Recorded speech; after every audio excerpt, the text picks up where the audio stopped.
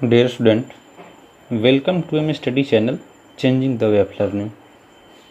आज हम लोग फिर स्टैटिक्स की तरफ चलेंगे, जिसमें आज क्वेश्चंस देखेंगे। लास्ट क्लास में हम लोग का डिस्कशन था मीन, जिस मीन में देख चुके हैं डायरेक्ट मीन का जो मेथड्स है, मीन से related assume mean method, step deviation method, direct mean methods. तो इस तरह से हम लोग देखेंगे आज एक्सरसाइज 14.1 एनसीईआरटी बुक से। ऐसे बहुत सारे क्वेश्चंस अपन का सॉल्व कर रहे हैं NCERT, R S. Agarwal, R D. Sharma और भी बुक से। तो इसका फर्स्ट क्वेश्चन जो है एक्सरसाइज 14.1 का क्या है, आइए देखिए स्टूडेंट, थोड़ा सा केयरफुली देखने का कोशिश करें आप लोग। A survey was conducted by a group of students as a part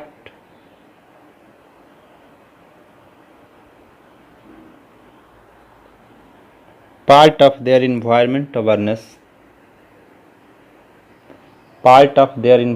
awareness program, in which they collected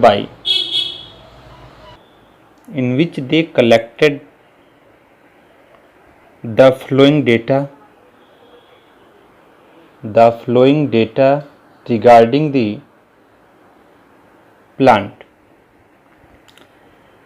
regarding the number of plant in 20 houses in a locality. Find the mean of their plant. तो student इस question को overall आप देख पा रहे हैं, जैसे कि अब इस क्वेश्चन का जो डेटा है उस डेटा को भी आपको दिखा दें कि नंबर ऑफ प्लांट जो है वो क्या है। नंबर ऑफ प्लांट है और ये नंबर ऑफ हाउसेस है। तो number of plant 0 to 2, 2 to 4, 4 to 6, 6 to 8, 8 to 10, 10 to 12, 12 to 14, इस तरह से दिख रहा है आपको। और इसमें कितना हाउसेस है ये आपको भी हम दिखा दें। तो इसमें हाउसेस है 0 to 2 में 1, 2 to 4 में 2, 4 to 6 में 1, 4 to 6 to 8 में 5, 8 to 10 में 6, 10 to 12 में 2, 12 to 14 में 3। और आपको फाइंड क्या करना है, आपको फाइंड करना है which method did you use for finding the mean. Mean का कौन सा मेथड अप्लाई करेंगे, means direct mean method, step deviation method, assume mean method, और क्यों अप्लाई करेंगे ये भी आपको रीजन देना है। तो स्टूडेंट एक मैटर आपको हम बता दें, एक मैटर बता दे रहे हैं स्टूडेंट कि जब क्वेश्चन में या डेटा में स्मॉलेस्ट नंबर गिवन हो तो उस केस में आप डायरेक्ट मीन यूज करेंगे ताकि इजी वे में सॉल्यूशंस हो सके। लेकिन जब data means given number smallest ना हो, लार्जेस्ट पोजीशंस में हो, बड़े बड़े डेटा का डिफरेंसेस दिया है, बड़े बड़े डेटा का क्लास इंटरवल दिया जाए, तो उस केस में आप डायरेक्ट मीन यूज नहीं कर सकते हैं। अगर करेंगे ऐसा नहीं कि गलत हो जाएगा, लेकिन उससे क्या होगा कि आपका कैलकुलेटिव पोर्शंस लॉन्ग हो जाएगा, और ज़्यादा लॉन्ग होगा तो आप इजी में कैलकुलेशन को नहीं कर पाएंगे। इसीलिए स्टूडेंट आपको स्मॉलेस्ट नंबर के लिए डायरेक्ट मीन यूज करना है। तो आइए इस क्वेश्चन का हम सोल्यूशंस देखते हैं।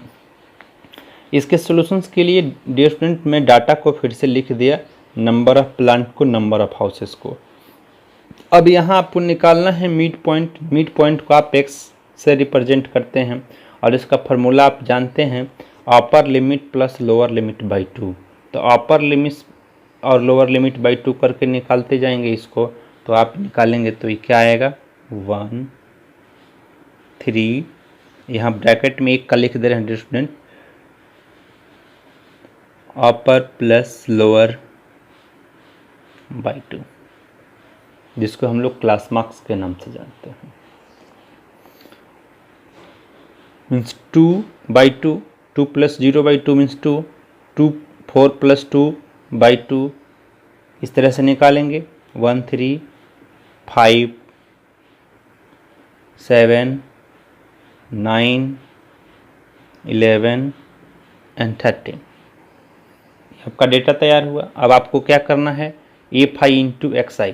तो एफ आई इंटू एक्स आई कर लें, ये आपका एफ आई है और ये आपका एक्स आई है। तो कितना हो जाएगा 1, 6,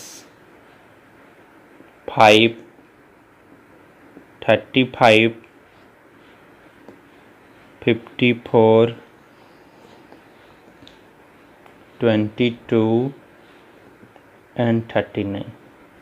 अब इसका सम करना है डियर स्टूडेंट, जिसको आप क्या लिखते हैं, सिग्मा एफ आई एक्स आई, और इसका सम करेंगे तो आएगा 162। और फिर इसका सम करना है और इसका सम करते हैं तो क्या लिखते हैं, सिग्मा एफ आई, और सिग्मा एफ आई का वैल्यू होगा 20। ऐसे क्वेश्चन में गिवन है कि 20 ही हाउसेस में घर लोकेलिटी की बात की जा रही है। अब आपको क्या फाइंड करना है, मीन फाइंड करना है। तो मीन का क्या फॉर्मूला यूज कर दें, मीन को एक्स बार से रिप्रेजेंट करते हैं डियर स्टूडेंट। तो mean equal to sigma F I X I by sigma F I. इसका वैल्यू कितना गिवन है, 162/20, और आंसर आ जाएगा आपका 8.1 प्लांट्स, और यही आपका आंसर होगा। अब आपसे क्वेश्चन में पूछा गया है कि आप इस क्वेश्चन को फाइंड करने के लिए कौन सा मेथड अप्लाई करेंगे और क्यों अप्लाई करेंगे। तो क्या आप मेंशन करेंगे, वी हैव यूज्ड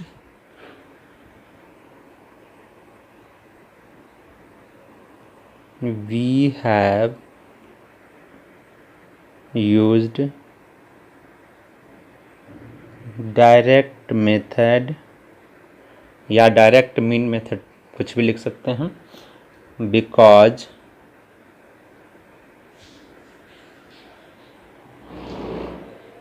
न्यूमेरिकल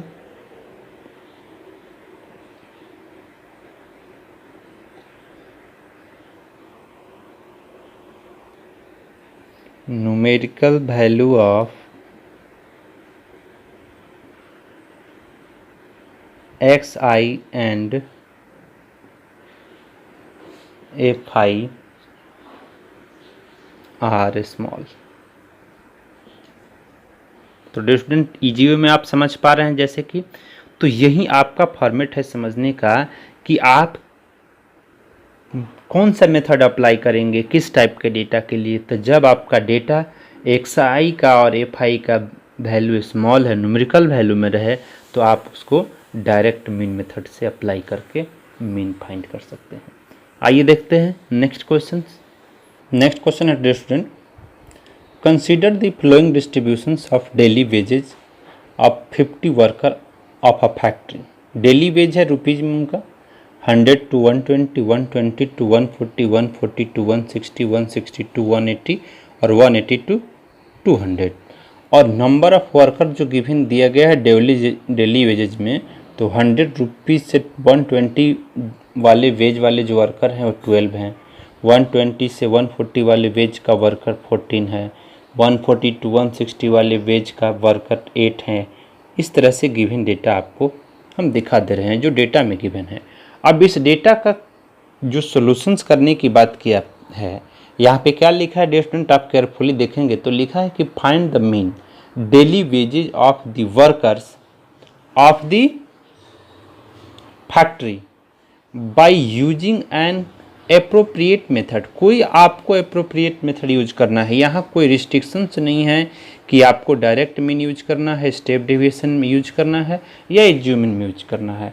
लेकिन अब आपको स्टूडेंट हम लास्ट क्वेश्चन में डिस्कस किए थे कि जब एक्स आई और एफ आई का वैल्यू स्मॉलेस्ट है तो उस केस में मुझे डायरेक्ट वैल्यू यूज करना है। लेकिन यहाँ एफ आई और एक्स आई का वैल्यू क्या आएगा इस पे डिपेंड करता है। तो सबसे पहले हम एफ आई एक्स आई के वैल्यू पे डिस्कस करें। एफ आई का वैल्यू तो आपके पास गिवन है, लेकिन एक्स आई का वैल्यू क्या गिवन होगा, क्या फाइंड आउट होगा, इस पे डिस्कस करते हैं। तो यहाँ पे क्लास इंटरवल गिवन है और इसको मिड वैल्यू क्लास मार्क बोलते हैं एक्स आई को। तो क्या लिखेंगे, upper limit plus lower limit by 2। तो अपर लिमिट आपका 120 है, लोअर लिमिट 100 है, बाई 2 जब करेंगे तो क्या आएगा, ये आएगा 110।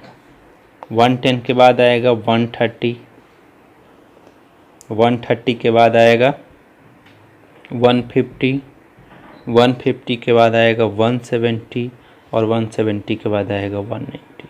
अब देखिए इसका एक लॉजिक भी है, उस लॉजिक को भी हम फ्लो करना चाहेंगे। जैसे यहाँ फर्स्ट केस में हम क्या निकाले, 120 प्लस 110/2, तो आपका आ गया 110।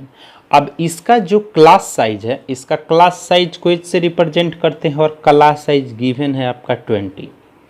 देखिए बहुत इजी लॉजिक है, एक क्लास साइज आपका 20 गिवन है, तो एक क्लास साइज जो आपका 20 गिवन है, तो क्या करेंगे यहाँ पे आप इसके अकॉर्डिंग, इस अगर फर्स्ट वाला आ गया तो इसके बाद आप क्लास साइज को इसमें प्लस कर देंगे तो अगला टर्म आते जाएगा। तो इस तरह से आपका आ गया xi। अब xi पे डिपेंड था कि कौन सा यूज करे फार्मूला, तो xi का वैल्यू स्मॉलेस्ट में नहीं है, स्मॉल केस में नहीं है, और fi का वैल्यू चूँकि इसका जो मल्टीपल्स होगा कुछ लार्जेस्ट नंबर में ही जाएगा, स्मॉलेस्ट में तो जाएगा नहीं, स्मॉल वैल्यू तो जाएगा नहीं। इसलिए यहाँ पे आप उनका assume mean method, step division method से यूज करने की बात सोच रहे हैं कि यहाँ पे क्लास साइज भी है, तो हम यहाँ पे स्टेप डिवीजन यूज करेंगे। स्टेप डिवीजन का क्या रूल है, u = x - a/h, ये भी आप कंसेप्ट जानते हैं। तो u मुझे निकालना है, x का वैल्यू आ चुका a, अब a x के ही से एज्यूम करना पड़ता है, तो यहाँ a को एज्यूम कर लिए 150, इसको हम a एज्यूम कर लिए, स्मॉल कैपिटल कुछ भी मेंशन कर सकते हैं। तो यहाँ a को एज्यूम कर लिए 150, तो ये आपका कितना हो जाएगा, एक फाइंड करते हैं, फिर आपको हम लॉजिकली बनाने का कोशिश करेंगे। क्या है x है 110 - 150/h का वैल्यू है आपका 20, और इसको आप सॉल्व करेंगे तो कितना निकलेगा, ये आपका सॉल्यूशंस में आएगा तो निकलेगा -2 निकला एक स्टेप का। वैसे ही आपको एक एक स्टेप का जब निकालेंगे तो आपका निकल जाएगा कितना, -1 0 फिर 1 और फिर 2। ये सेकंड स्टेप है, ये थर्ड स्टेप है, फोर्थ है और फिफ्थ, 5 स्टेप टोटल गिवन है।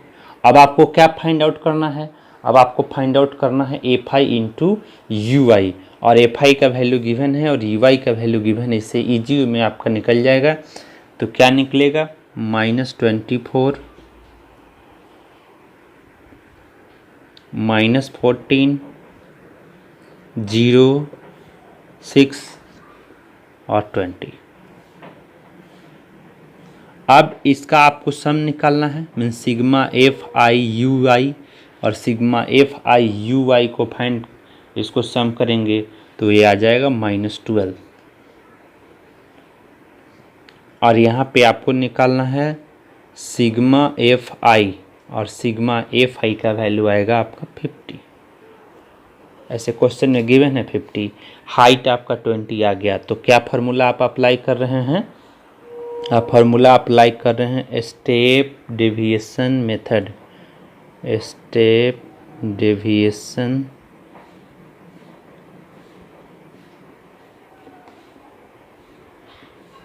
मेथड, और इसका प्रॉपर फार्मूला क्या है, mean means x bar equal to a plus, small A में भी लिख सकते हैं, कैपिटल ए में भी लिख सकते हैं, डियर स्टूडेंट कोई कन्फ्यूजन नहीं है, एज्यूम है, और sigma fi by sigma fi into h, या इस h को यहाँ भी आप मेंशन कर सकते हैं, कोई कन्फ्यूजन की बात नहीं है।